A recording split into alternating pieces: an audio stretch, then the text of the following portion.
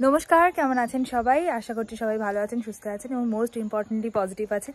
আমি এসেছি বর্তমানে মামার বাড়িতে, আর আমার মামার বাড়ির হাউস ট্যুরটা আপনাদের সাথে শেয়ার করব। চলুন এক এক করে শুরু করি। তবে বর্তমানে আমার মামার বাড়িটা মানে মামার বাড়ি না ভূতের বাড়ি সেটা বলা বড় কঠিন, কারণ লোক সংখ্যা অনেক কমে এসেছে, একে একে সবাই বিদায় নিচ্ছে আমাদের ছেড়ে। তো চলুন দেখাই আস্তে আস্তে। এগুলো মামার বাড়ির গেট।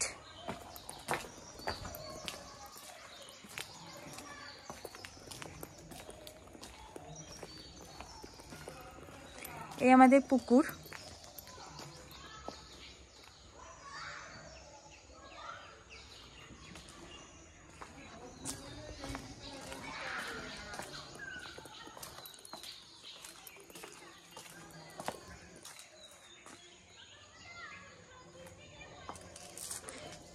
পাশে ওই দিকটায় বাগান আছে। এখন যে বাড়িটা দেখছেন এটা আমার ফুল দাদুর বাড়ি। আমার দাদুরা 8 ভাই। এটা ছোট দাদুর বাড়ি। আসলে পাশে যে বিল্ডিংটা দেখছেন ওটাই হচ্ছে আমার মেন মামার বাড়ি, কিন্তু পরবর্তীকালে ধীরে ধীরে এক এক দাদুরা তাদের নিজেদের বাড়ি করেছেন। যে জমিটার উপরে বাড়ি সেটা আমাদেরই প্রপার্টি, মানে আমার মামার বাড়িরই প্রপার্টি। সেখানে একে একে সব দাদুরা আলাদা আলাদা করে বাড়ি করেছে। এই যে সামনের বাড়িটা দেখছেন এটা রাঙা দাদুর বাড়ি।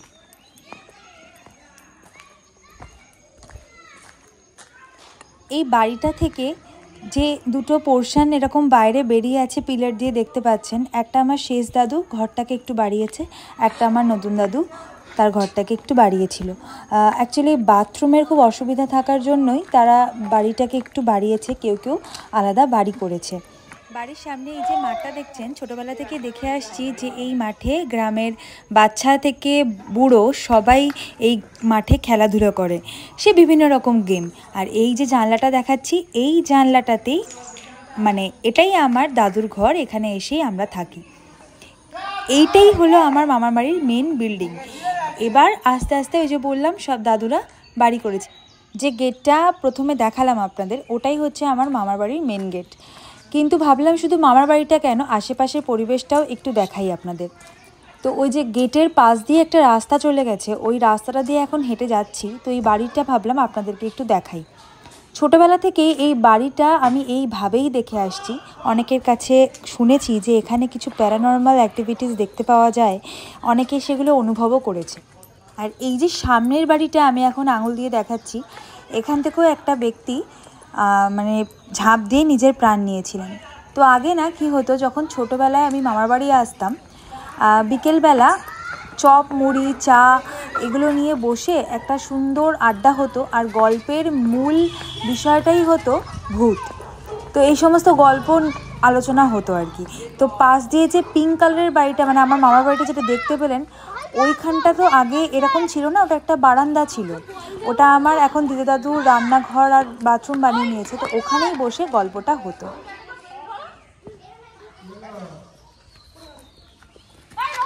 কি হবে? কিছু হয়নি।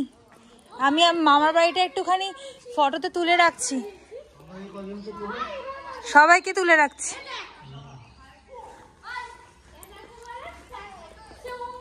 হ্যালো করো, হ্যালো করো। হ্যালো।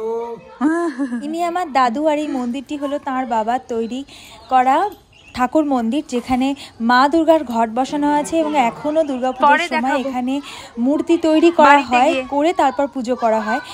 তার বাবা মা দুর্গার অনেক বড় ভক্ত ছিলেন। মা চণ্ডীপাঠ না করে তিনি জল খেতেন না। আর এই যে বাড়িটি দেখালাম, এই বাড়িতে এই মানে ঠাকুর মন্দিরের যাবতীয় কাজ হয়, ভোগ তৈরি হয়, এই সব হয় আর কি। এই মন্দিরকে কেন্দ্র করে অনেক স্পিরিচুয়াল কাহিনী আছে। শোনা যায় যে এখনও এখানে সন্ধেবেলা কাউকে না কাউকে বাতি দিতেই হবে, না হলে কেউ না কেউ স্বপ্ন পাবে। এবং আরও কিছু গল্প আছে যেগুলো এই মানে ভিডিওটার মধ্যে বলা সম্ভব হচ্ছে না। যদি আপনাদের ইন্টারেস্ট থাকে পরের ভিডিওতে অবশ্যই শোনাবো। আর এছাড়াও এটা তো গেল স্পিরিচুয়াল কাহিনী, এবং কিছু ভৌতিক কাহিনীও আছে এই গ্রামটাকে কেন্দ্র করে।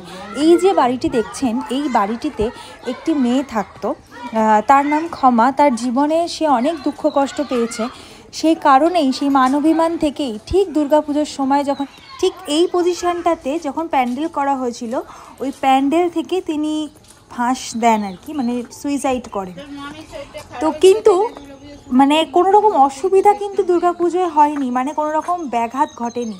এই যে জায়গাটা দেখছেন, এই বাড়িটির সামনে যে ইট পাথর, এই জায়গাটাতে সমস্ত মানুষ এসে জড়ো হয় দশমীর দিন। আর ঠিক এই সামনের পুকুরটিতে মা দুর্গাকে ভাসান দেওয়া হয়। কিন্তু বিশ্বাস করুন, আজ পর্যন্ত কোনোদিনও কোনো পুজোর কাজে কেউ বাধা পায়নি।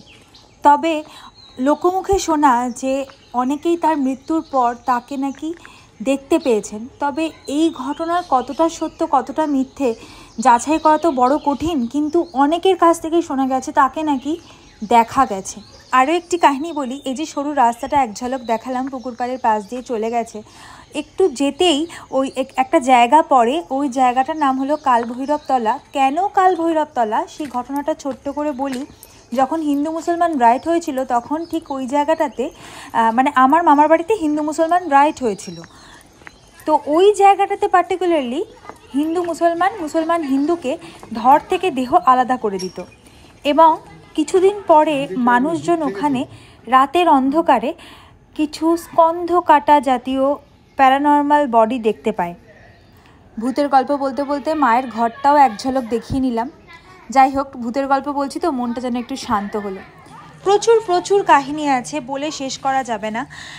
এই যে ঠাকুর ঘরের ভোগের ঘরটা দেখালাম, ঠিক তার পাশ দিয়ে যে সরু রাস্তাটা চলে গেছে, এই রাস্তা বরাবর সোজা গেলে একটা পুকুর পড়ে। এখনও শুনেছি যে এই পুকুরের মধ্যে কেউ স্নান করতে নামলে এখনও সেই পুকুর থেকে তিনি ফেরত আসেন না। এটার জলজান্ত প্রমাণও আমরা পেয়েছি অনেকে, আমি পাইনি, গ্রামের অনেকে পেয়েছে।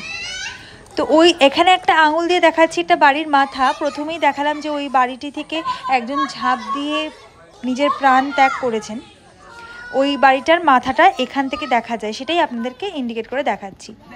তো ওই যে কালভৈরবতলা কথাটা বললাম না, ওটাকে কেন্দ্র করে একটি ব্যক্তিগত ঘটনা আমাদের আছে।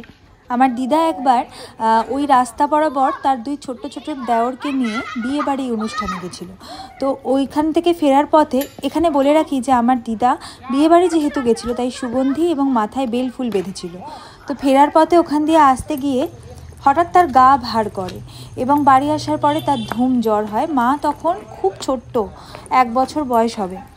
তো পরে আগেকার দিনে হতো না, বিভিন্ন যে মানে সমস্ত মহিলারা বলে দিতে পারতো, তো এমন একজনকে নিয়ে আসা হয়। সে বলে যে এমন কিছু তার গায়ে রয়েছে বা এমন কিছু এনার্জি তার গায়ে রয়ে গেছে যেটা তাকে এরকম অসুস্থ করে তুলেছে। তারপরে জানি না, ঠিক মনে পড়ছে না, দিদার থেকে আগে শুনেছিলাম কী সব করে দিদায় সুস্থ হয় পরবর্তীকালে। এতক্ষণ দেখালাম আমার বাড়ির আশেপাশের কিছু অংশ, এখন ভিতরে নিয়ে যাই আপনাদের। এই যে ঘরটা দেখালাম, এই ঘরটা সদর ঘর আমরা বলি। এই ঘরে আগে সবাই একসাথে জড়ো হয়ে গল্প আড্ডা গান ক্যারম খেলা সব হতো। আর ওখান থেকে বেরিয়ে এই দালান পড়ছে, দালানের বাঁ হাতেই প্রথমে আমাদের ঠাকুর নারায়ণের ঘর পড়ছে। আর এই নারায়ণের সম্পর্কে আর কী বলবো, এটি হাতে গড়া নারায়ণ। আপনি মুখ দেখলেই বুঝতে পারবেন যেন জীবন্ত, কথা বলছে যেন। মানে এত, আমি কেন জানি না, আমি আমার মামার বাড়ির এই নারায়ণকে একটা মানে অন্যভাবে ফিল করি। মানে চোখের দিকে তাকিয়ে যদি কিছু কথা বলি, কেন জানি মনে হয় যে আমি খুব কানেক্ট করতে পারছি, কেন যেন মনে হয় তিনি আমার সাথে কথা বলছেন, তিনি আমাকে কোনো কিছুর ইঙ্গিত দিচ্ছেন। মানে আমি কেন জানি না ফিল করি এটা। এটা অনেক পুরনো আমাদের মানে ঠাকুর ঘর।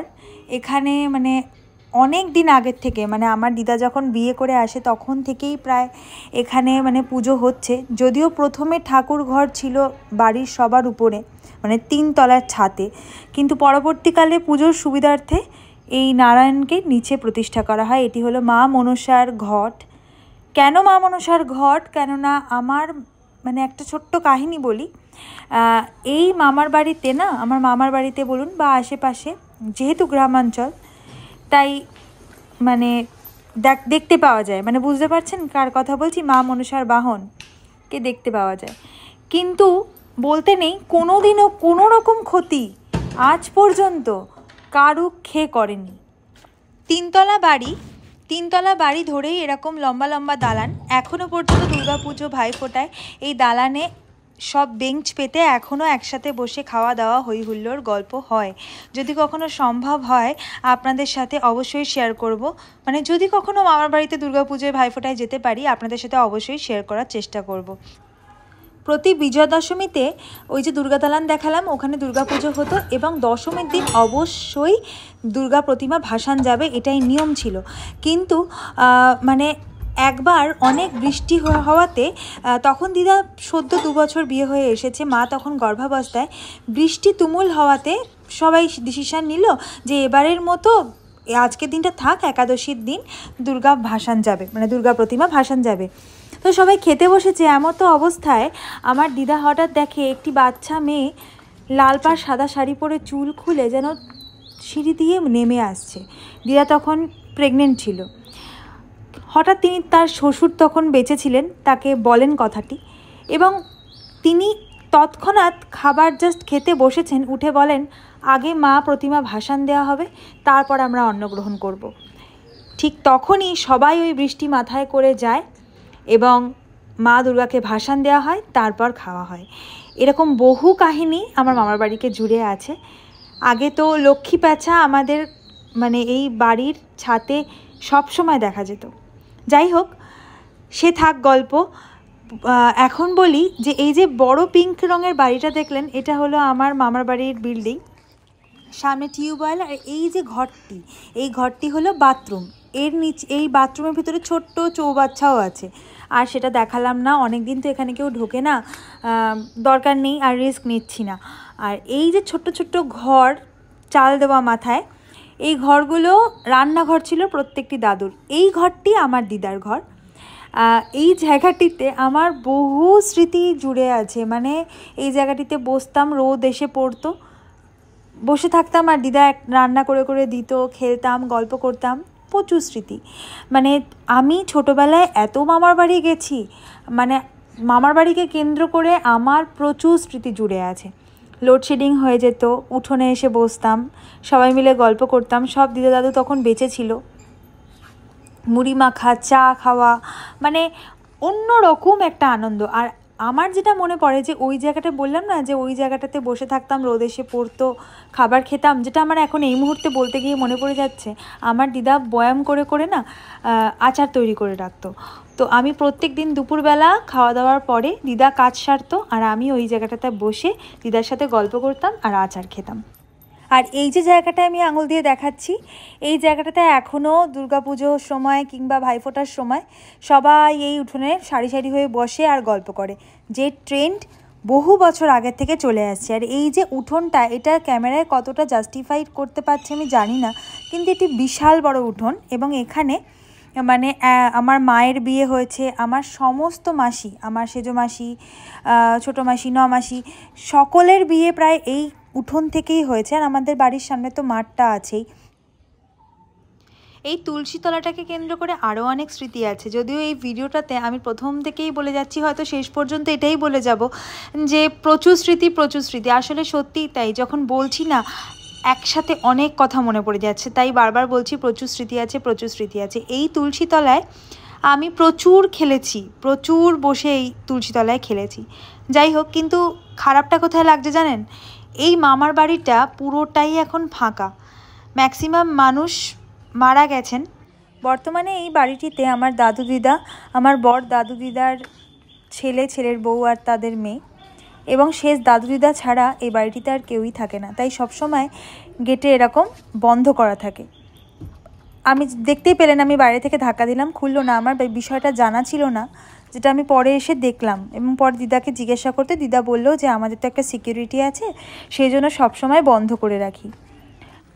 একতলায় যে শেষের দরজাটা দেখবেন, ওটা হলো কমন বাথরুম, যেটা কিনা এই এত বড় বাড়ির একটাই বাথরুম ছিল। তাহলে বুঝে দেখুন মানুষের অসুবিধাটা কি পরিমাণ হতো। বাবার কাছে শুনেছি, বাবা যখন নতুন জামাই বিয়ে করে এসেছে তখন নাকি বাথরুমে যাওয়ার জন্য বালতি হাতে নিয়ে দাঁড়াতে হতো লাইনে, এইরকম পরিস্থিতি ছিল, ভেবে দেখুন। তবে এখন যখন ভিডিওটা করছি তখন আমার গাটা বেশ ছমছম করছে। ওই বাথরুমের দরজার পাশেই যে ঘরটা, মানে যে বেঞ্চটা দেখলেন, তার পাশে যে দরজাটা আছে, ওটা আমার নদাদুর ঘর ছিল। তিনি এখন আর আমাদের মধ্যে নেই। আর এই যে ছবিটা দেখছেন এটি হলো আমার দাদুর বাবা। যখন আমি এই ভিডিওটা নিচ্ছি, মানে এই ছবিটার ভিডিওটা নিচ্ছি, তখন আমার না প্রচণ্ড গা ছমছম করছিল, কেন জানি না। আমি কিন্তু এটা ভিডিওর জন্য বলছি না, সত্যিই আমার গা ছমছম করছিল। তাই আমি কোনো রকমে মানে হরে কৃষ্ণ বলে, নারায়ণ নারায়ণ বলে ভিডিওটা করে এখন দোতলায় যাচ্ছি। 3 তলায় আর গেলাম না, সত্যি বলতে গা ভীষণ ছমছম করছে।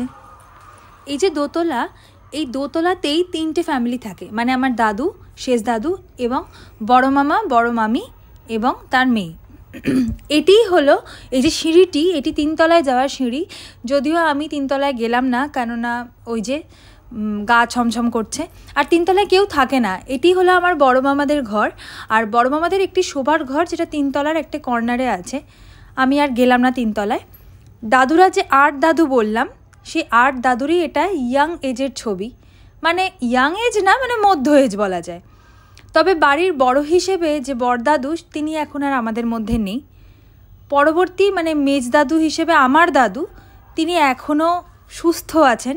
ভগবানের কাছে এটাই মানে চাই যে ভগবান যেন তাকে আরও দীর্ঘদিন সুস্থ রাখতে পারেন। এই ঘরটি আমার শেষ দাদুর, আর শেষ দাদুর ঘরের পাশে রয়েছে এই বুক শেলফটি, যেটা আমার মানে মাসির, মানে আমার সেজো মাসির বুক শেলফ। কিছুই না, মনে হলো যে এটা ক্যাপচার করি। মানে আমার মামার বাড়িতে না গান বাজনা, ক্রিকেট, প্রচুর কালচার, মানে কালচারাল ফ্যামিলি আর কি, তার একটা ঝলক এই বুক শেলফটার মধ্যে আছে। তাই মনে হলো এটা আপনাদের সামনে তুলে ধরি। এই ঘরটি নতুন দাদুর ঘর, আর তার ঠিক পাশেই রয়েছে আমার দাদুর ঘর, এবং দাদুর ঘরের উপরে তার বাবার একটি ছবি। এবং এখনও দেখি দাদু প্রণাম করেন প্রায় দিন যখন কোথাও যায়। আর এই হচ্ছে আমার মামার বাড়ির আমার দাদুর ঘর। এটি বড় ঘর, আর এটি হলো ছোট ঘর। এই যে আমার মা আর আমার দিদা, মা মেয়েতে মিলে মনের গল্প করছেন। হ্যালো করো। হ্যালো, হাত নাড়ো, হাত নাড়ো। হাই। এবারের মতো মামার বাড়ি ঘোরা শেষ, আবার নিশ্চয়ই আসবো খুব তাড়াতাড়ি। টাটা দিদা, আসছি, ভালোভাবে থাকবে।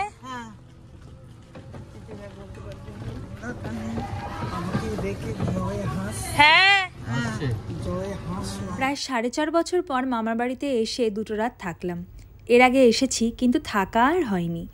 তাই এবারে এসে রাত্রি যাপন করে পুরনো কিছু স্মৃতি চারণ করলাম, আর আপনাদের সাথে শেয়ার করলাম আমার দিদার মুখে শোনা কিছু ভৌতিক এবং ঐশ্বরিক গল্প, যা আমার দিদার নিজের অভিজ্ঞতা। তাই মনে হয় গল্পগুলো আপনাদের নিশ্চয়ই ভালো লাগবে। আর যদি ভালো লেগে থাকে তাহলে প্লিজ কমেন্ট বক্সে আমাকে লিখে জানাবেন, এবং লাইক, শেয়ার আর সাবস্ক্রাইব করতে কিন্তু একদম ভুলবেন না। ততক্ষণের জন্য আপনারা সবাই ভালো থাকবেন, সুস্থ থাকবেন এবং পজিটিভ থাকবেন। আপনাদের সকলের সাথে অবশ্যই দেখা হচ্ছে পরের কোনো ভিডিওতে। ততক্ষণের জন্য টাটা।